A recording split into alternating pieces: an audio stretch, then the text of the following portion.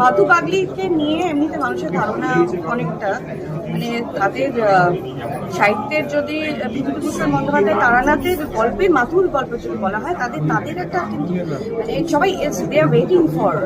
আর সেটার জন্য আমি ভাবছি যে আমার একটু নার্ভাসই লাগছে কীভাবে কী হবে আমি বুঝতে পারছি না, কারণ চরিত্রটা আমি আদৌ পেয়েছি কিনা করতে সেটা তো দর্শক বলবেন, যদি দর্শক এসে দেখে ফলে।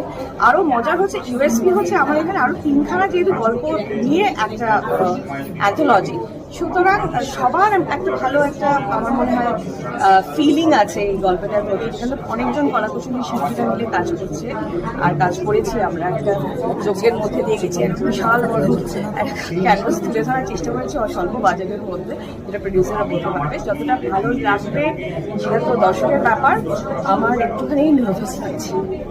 দিদি, যেহেতু টলিউড ইন্ডাস্ট্রিতে এটা খুবই কম এরকম ধারার ছবি, সেক্ষেত্রে তোমার কি মনে হয় অডিয়েন্সরা কত ভালোভাবে এটা গ্রহণ করে? সাহিত্যিক নির্ভর ছবি কম হয়, মানে এই যে ভূতপূর্বের মতন ছবি, এই ধারার ছবিগুলো। হ্যাঁ মানে এটা তো সাহিত্যের এই ধারার মানে হচ্ছে অ্যান্থোলজি।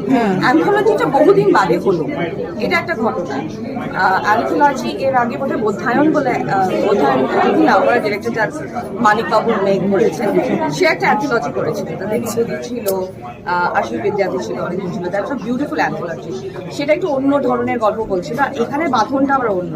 এটা শুধু লট উইথ লাস্ট লাভ লোভ মানে গ্রিডের ওপরে আমাদের একটা মূল ইয়ে আছে, কি লাইন আছে, মানে একটা কি লাইন আছে।